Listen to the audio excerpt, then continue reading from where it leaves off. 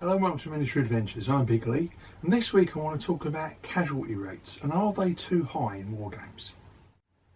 So any wargamer who has either amended an existing set of rules or written their own will at some point have to consider casualties. Measuring the breaking point of a unit is integral to many rule sets, even if it is described or measured in different terms. Often you can read a rule set and find yourself asking, are the casualty rates too high before a unit has to test to break? And if casualties are just a reflection of those killed, then that may well be the case, because if a unit has to get down to half strength before you start testing for morale, for instance, maybe that would be considered to be unrealistic. So what actually makes up casualty rates? Well, history books are filled with examples of units that defied the odds and fought on long past the point when other units would have broken. Equally, there are examples of veteran units that have withdrawn as soon as the fighting started. And these extreme examples come about because the break point of a body of soldiers is not merely measured in the number of men killed. In warfare, the term casualty refers not just to those that are killed on the battlefield, KIA, but also those that can no longer fight. So casualties will also include those that are wounded in action, and in some rules, depending on the severity of the wounds, those wounded troops might be able to return to the fight later in the game.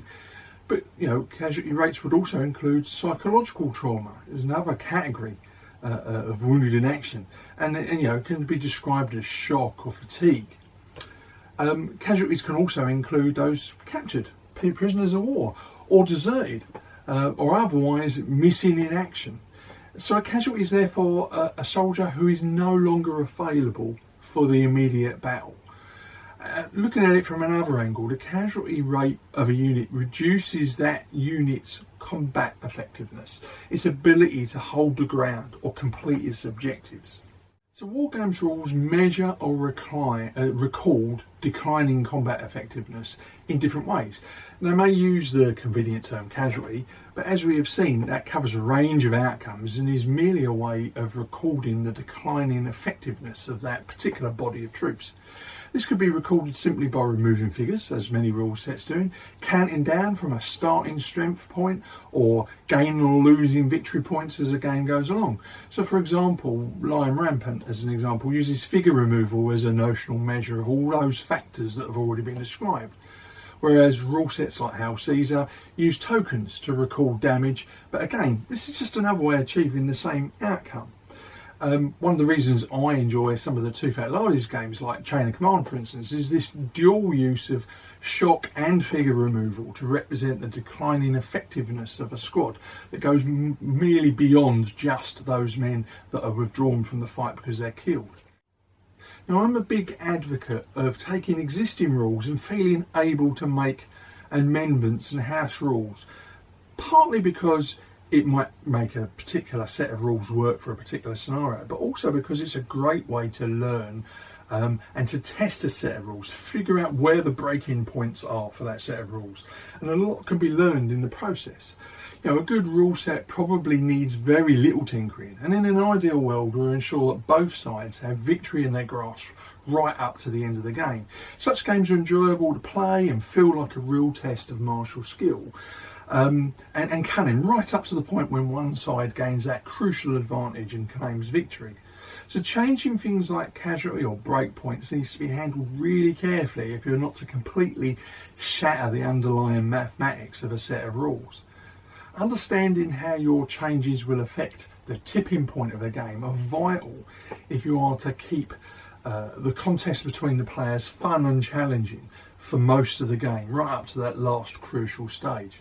Adjust too far one way or another and you run the very real risk of unbalancing a game in favour of one side or another, and then it just stops being an enjoying game to play.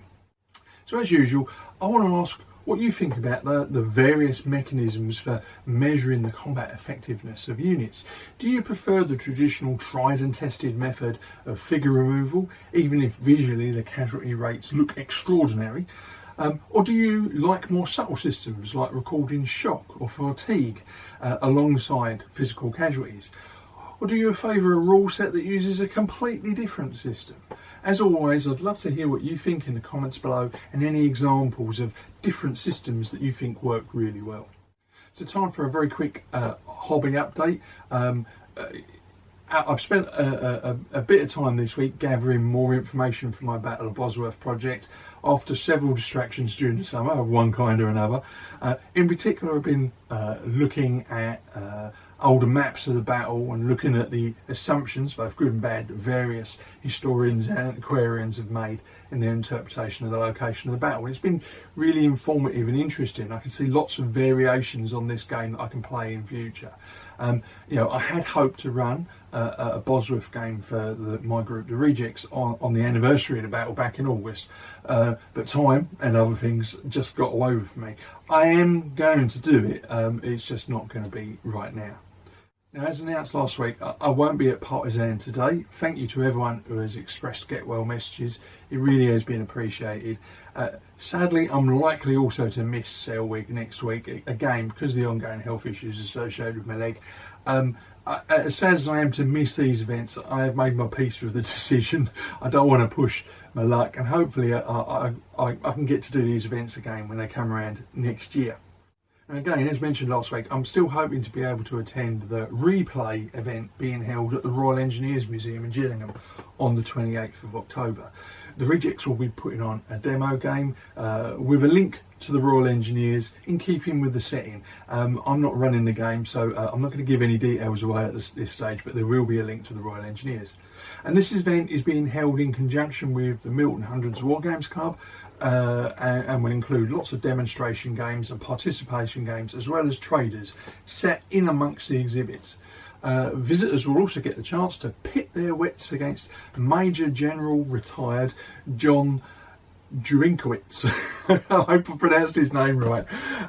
So you get a chance to play against an actual general to see if your wargaming skills can beat his military skills. Moving on, I also have a brief Workbench update this week. I've been working on a range of 6mm buildings, as you can see here, for medieval, including some tents and some other buildings, all for use in my Bosworth game. I purchased these ones here from Leven Miniatures, and they're made from very good quality resin, which paints up really well. A couple of small bubbles, but nothing that can't be repaired quite easily. I bought a lot of these models from Leven in the past. All my 6mm airfields buildings for my LRDG raiding games were bought from them.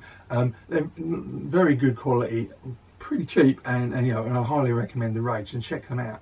Next week I'm going to be doing a little bit more terrain building, although I am back at work, so I'm going to have a little bit less time.